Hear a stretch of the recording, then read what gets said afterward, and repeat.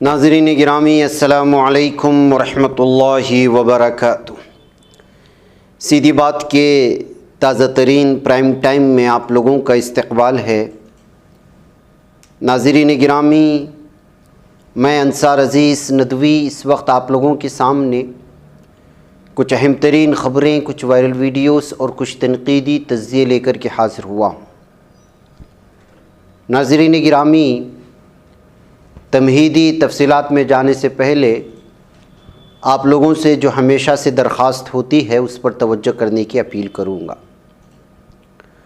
आइए ख़बरों की जानिब बढ़ते हैं। सबसे पहले मैं आपको आंध्र प्रदेश के श्रीकाकुलम के साहिल से आने वाली एक व्हेल मछली का ये मंज़र दिखाना चाहता हूँ, जो इस वक्त सोशल मीडिया में बिलखुसूस तेलंगाना और आंध्रा में हंगामा मचाए हुए है। ये रेयर नज़र आने वाली ब्लू व्हेल है, जो मेघावरम बीच में संता बम्मल्ली मंडल नामे एक इलाका आता है श्रीकाकुलम का। वहाँ पर जो है लहरों ने ला कर के इस मरी हुई मछली को साइड में ला कर के फेंक दिया था। 25 फीट लंबी है और बताया जा रहा है कि लगभग 5 टन किलो ये मछली जो है इस वक्त साहिल पर आने के बाद लोगों के लिए जो है एक किस्म का दूर दूर तक देखने के लिए इस मछली को आ रहे थे। व्हेल मछली कितनी बड़ी होती है आप तो जानते हैं नाज़रीन गिरामी, जो है इसकी बहुत सारी कहानियाँ तफसीलात आप देख सकते हैं। इस तरह श्रीकाकुलम के साहिल पर आने के बाद अलग अलग तरह के तबसरे भी शुरू हुए और वीडियो भी वायरल हुई। नाज़रीन गिरामी, तेलंगाना की बात हो रही तो आइए तेलंगाना के एक शहर की बात करते हैं कि किस तरह से वहाँ पर मूसलाधार बरसात ने इस वक्त जो सूरत हाल बनाई हुई है, लोगों को महफूज मकामात पर बोट के ज़रिए से रेस्क्यू किया जा रहा है। नाज़रीन गिरामी, इमसाल अब कौन से रियासत को क्या बताएं, इसलिए कि इमसाल जो बरसात हुई है पूरे भारत में, मुंबई का भी, महाराष्ट्र का भी इस वक्त इसी तरह के हालात हैं। जलगांव, मालेगांव, रायगढ़ की जो सूरत हाल बनी, तबाही मचाई गई, वो भी आप जानते हैं। मुंबई में भी सूरत हाल बहुत ख़तरनाक है। तेलंगाना और आंध्रा में भी इसी तरह की सूरत हाल है। दिल्ली, उत्तराखंड, हरियाणा और यूपी के क्या हालात बने वो भी आपके सामने हैं। और इधर कर्नाटक में जो सूरत हाल अभी भी बनी हुई बिलखुसूस साहिली इलाक़ों में, गुज़िश्ता 8 दिनों से कंटिन्यूसली बरसात हो रही है। गुज़िश्ता 4 दिनों से तो यहाँ पर सिर्फ स्कूलों में छुट्टियाँ ही चल रही हैं। ऐसी सूरत हाल में जो है आप अंदाज़ा लगा सकते हैं कि इमसाल बरसात ने भारत की किसी भी रियासत को तबाही से नहीं बचाया है। आइए नाज़रीन गिरामी, बात करते हैं सिस्टर सिनीड ओकॉनर की। ये जो है इस बहन ने 2018 में इस्लाम कबूल किया था, मशहूर गुलकार थी। अब ये ख़बर आ रही है कि उनका इंतकाल हो चुका है। वो पेजेस जो इस तरह नो मुस्लिम ख़वातीन और मर्द हज़रात की ख़बरें पहुंचाया करती हैं, वो जो है इनके इंतकाल की ख़बर दी है। हम भी चाहते हैं कि जो है उनके लिए, ये एक मशहूर जो है गुलकार थी, इस्लाम से मुतासिर होकर के इस्लाम कबूल किया था साल 2018 में। अब उनके इंतकाल की ख़बरें आ रही हैं। नाज़रीन गिरामी, यूरोपियन ममालिक में किस तरह से कुरान को जलाए जाने, कुरान के ख़िलाफ़ जो है माहौल बनाने, इस्लामोफोबिया का शिकार इन ममालिक में जिस तरह से इस्लाम मुखालिफ चीज़ें सामने आती हैं वो तो अपनी जगह है ही, लेकिन अब यहाँ के बड़े बड़े अखबारात में भी हुफ़्फ़ाज़ किराम की ख़बरें शाये हो रही हैं। और आप अंदाज़ा लगा सकते हैं, आप जितना भी ज़ोर लगा लें, लेकिन जब ये ख़बर आती है कि 11 साला बच्ची हिफ्ज़ कुरान को मुकम्मल किया है और वो भी न्यू जर्सी में, और CBS नामी एक मशहूर अखबार उस ख़बर को बड़ी सुर्खियों में पेश करता है, तो फिर आप अंदाज़ा लगाएं कि कुरान जलाने वाले, उसकी तौक़ीर करने वाले, बेहुरमती करने वाले किस तरह से जो है जल जाते हैं। इस ख़बर के टुकड़े के साथ जो आ रही थी, इसको शेयर करते हुए यूरोपियन ममालिक के हमारे बहुत सारे मुस्लिम समाजी कारकुनान ने शेयर किया। आप जितना भी कुरान के ख़िलाफ़ प्रोपेगेंडा बना ले, सिर्फ ये एक ख़बर जो है आप तमाम को ख़त्म करने के लिए काफ़ी है। ये कहते हुए अभी हाल ही में 11 साला न्यू जर्सी की एक मुस्लिम तालिबा ने जो कुरान को हिफ्ज़ किया उसकी जो है बड़े पैमाने पर इस वक्त ये तस्वीर शेयर की जा रही है। बहर कैफ़, आइए नाज़रीन गिरामी कुछ और ख़बर की जानिब बढ़ते हैं। और ख़बर ये है कि इस वक्त यूनिफॉर्म सिविल कोड के हवाले से लॉ कमीशन को तजावीज़ देखने का आज आखिरी दिन था। और आपको मालूम होना चाहिए कि अब तक लॉ कमीशन को तकरीबन 80 लाख पैगामात मौसूल हो चुके हैं। लॉ कमीशन का कहना है कि आने वाले दिनों में वो उन तंजीमों से मुलाकात करेगा जिन्होंने उसे तफसीली और तहरीरी तजावीज़ दी हैं। लॉ कमीशन ने अपने नोटिफिकेशन में लोगों से पूछा था कि इस मुल्क में एकसां सिविल कोड की ज़रूरत है या नहीं, अगर ज़रूरत है तो क्यों, और अगर नहीं है तो क्यों नहीं। कोई भी हिंदुस्तानी शहरी, समाजी, मजहबी तंजीमें, सियासी जमातें और हर दूसरा शख्स जो इस मुल्क का शहरी है इन तजावीज़ को तहरीरी तौर पर लॉ कमीशन को भेज सकता है। और इसके आज आखिरी दिन थी। नाज़रीन गिरामी, आपको मालूम होना चाहिए कि मुसलमानों से ज़्यादा हमारे गैर मुस्लिम भाई और दीगर समाज व तबक़ात जो है इस सिलसिले में जो है बड़े पैमाने पर एहतजाज दर्ज कर रहे हैं, इसकी मुखालिफत कर रहे हैं। और 7 अगस्त को या 6 अगस्त को जो है बैमसफ की जानिब से भी बहुत बड़े पैमाने पर यूसीसी के ख़िलाफ़ जो है भारत बंद का ऐलान किया गया है। ऐसे में मेरे और आपकी और मुसलमानों की भी ये ज़िम्मेदारी बनती है कि इस बंद को पूरी तरह से कामयाब बनाया जाए और अपनी दुकानें वगैरह और अपनी जितनी भी चीज़ें हैं उसको बंद रख कर के अगर एहतिजाजी जुलूस वगैरह जा रहे हैं तो उनके साथ भी मिलने की कोशिश की जाए, ताकि जो है तमाम कबाइल के साथ जो यूसीसी यानी कि जो यकसां सिविल कोड है उसकी जो मुखालिफत की जा रही है कबाइलियों की जानिब से, कबाइलियों के अक्सर मुख्तलिफ़ समाज और तबक़ात की जानिब से, उनके साथ हम भी शामिल हो जाएं। ज़ाहिर सी बात है कि जब तमाम तबक़े एक साथ होकर के जो इसकी मुखालिफत करेंगे तो फिर जो है इसमें जो है कामयाबी मिलेगी। लिहाजा बैमसफ की जानिब से जो ऐलान किया गया है 7 अगस्त को गालिबन बंद का, उसमें जो है ज़रूर आप मुसलमान बहैसियत कौम और बहैसियत मिली फ़रीज़ा समझते हुए, दीनी फ़रीज़ा समझते हुए इसमें शरीक हों तो बेहतर होगा। आइए नाज़रीन गिरामी, बात करते हैं हम लोग अयोध्या की खजूर वाली मस्जिद के बारे में। उसके आखिर चर्चे क्यों हैं? दरअसल इसकी तफसीलात फराहम करते हुए कृष्ण प्रताप सिंह ने एक रिपोर्ट पेश की है।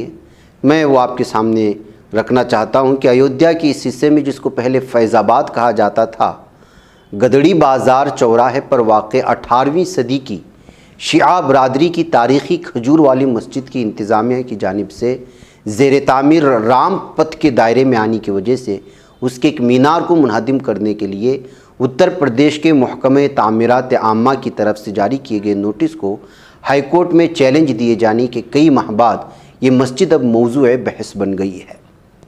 ये और बात है कि इसमें दिलचस्पी रखने वालों में से अक्सर को ज़्यादा तजस्सुस इस बात के बजाय कि इस मस्जिद का मुस्तकबिल क्या होगा, इसमें यह है कि खजूर वाली मस्जिद किस वजह से इतनी ख़ास हो गई है।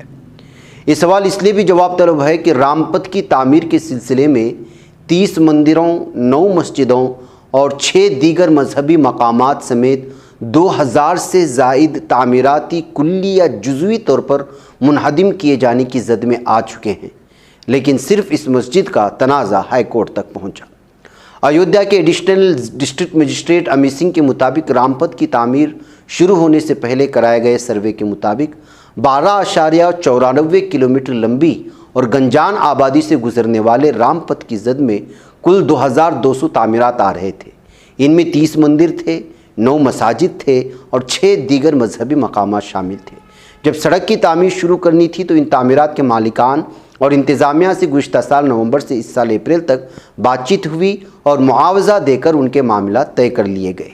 इस मामले का दूसरा पहलू ये है कि इन अनसुनी के माहौल में सरकारी इन्हिदाम से होने वाले भारी नुकसान से खौफज़दा मुतासरीन ने खुद ही अपने अपने घर, दुकान, इदारे और इबादतगाह तोड़ डाले ताकि अपने नुकसान को कम से कम कर सके। लेकिन खजूर के मस्जिद के मामले में ऐसा नहीं हो सका और उसका तनाज़ा एक इस्तिस्ना की सूरत में सामने आया। उसकी एक वजह यह भी है कि इस मस्जिद का सिर्फ दायां मीनार रामपथ की जद में आ रहा है। मस्जिद के बाकी हिस्से को बचाना और बरकरार रखना है। ऐसे में मस्जिद इंतज़ामिया का सवाल है कि रामपथ के मसरूफ़ तरीन गदड़ी बाज़ार चौराहे पर इस तारीख़ी मस्जिद का शिकस्त हालत में नज़र आना कैसा लगेगा। फ़िलहाल इसका जवाब नदारद है।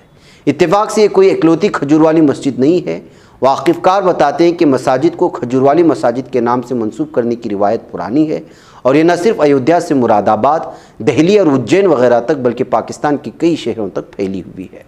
अयोध्या के कामता प्रसाद व Sundarlal Saket post graduate college में उर्दू पढ़ाने वाले डॉक्टर अकबर मेहंदी मुजफ्फर इस रिवायत की बहुत सी वजूहात बयान करते हैं। उनमें से एक तो ये कि खजूर से मुतालिक इस्लाम के पैरोकारों का मजहबी अकीदा और यकीन है, और दूसरी है कि कई बार मस्जिद बनाने वाले की शख्सियत इतनी बड़ी नहीं होती थी कि मस्जिद को उसके नाम से मंसूब किया जाए, और कई बार वो ख़ुद भी इसकी तामीर का क्रेडिट लेना नहीं चाहता था। ऐसे में मस्जिद के अहाते में खजूर के दरख्त लगाकर उन्हें उसकी पहचान से जोड़ दिया जाता था और वो मस्जिद खजूर वाली मस्जिद के नाम से जाने लगती थी। इत्तेफाक से खजूर के दरख्त और उसके फल का इस्लाम के पैरोकारों यानी मुसलमानों के अक़ीदे से गहरा ताल्लुक़ है। इस ताल्लुक़ की मजहबी वजूहात तो हैं ही, जोग्राफियाई और माहौलियाती वजूहात भी हैं।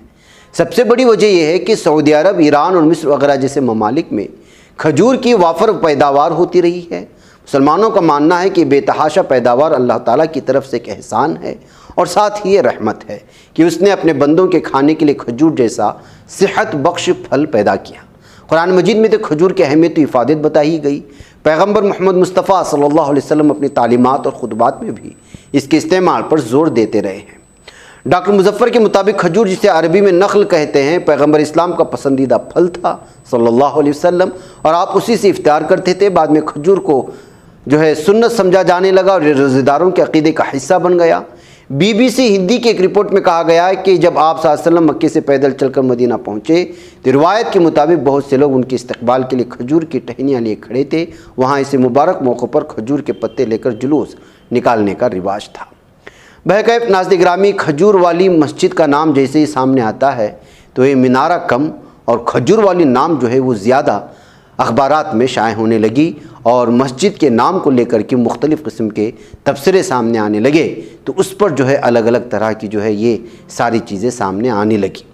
बहरकैफ 18वीं सदी यानी 1750 के लगभग ये मस्जिद नवाब दिलेरुद्दौला दिलावर अल मलिक मोहम्मद अली ख़ान बहादुर ने बनवाई थी, जो नवाब मोहम्मद अली ख़ान बहादुर के पोते नवाब मोहम्मद ज़की ख़ान के बेटे नवाब मेहदी हसन ख़ान की विरासत में मिली थी।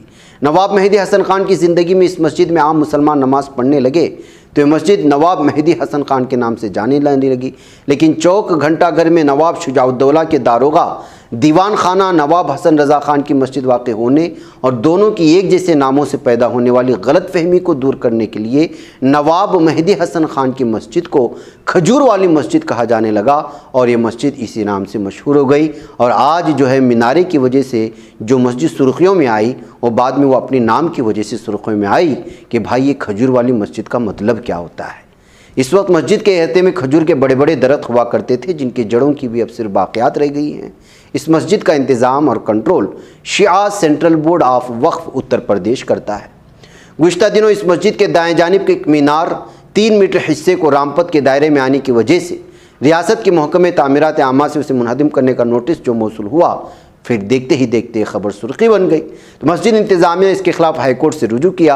अदालत में मामले की सुनवाई अभी भी ज़ेर इल्तिवा है, जबकि सरकारी हुकाम का कहना है कि उन्होंने मस्जिद को बरकरार रखने के लिए एक बीम बनाने और उसके बाद मीनार को हटाने के लिए मस्जिद इंतज़ामिया को वक्त दे रखा है। फ़िलहाल अभी तक इस सिलसिले में कोई फ़ैसला नहीं आया। अब कोर्ट ये तय करेगा कि क्या होगा, इसलिए कि एक मीनार अगर निकाला जाएगा तो मस्जिद की खूबसूरती कहाँ बाकी रह जाएगी। बहरकैफ नाज़रीन गिरामी, ये कुछ हक़ाइक़ थी जो आपके सामने रखती गई। मुझे इजाज़त, इंशाअल्लाह फिर मुलाकात होगी। अस्सलामु अलैकुम वरहमतुल्लाह। बच पाता है कोई सहाफ़ी की निगाहों से, मिलाता है ये लोगों को मोहब्बत की पनाहों से।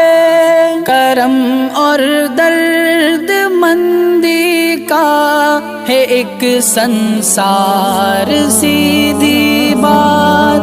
अज़ीमत जुर्अतो हिम्मत का है इज़हार सीधी बात। अज़ीमत जुर्अतो हिम्मत का है इज़हार सीधी बात। ये चैनल हक निगर बनकर कुचल देता है फितनों को।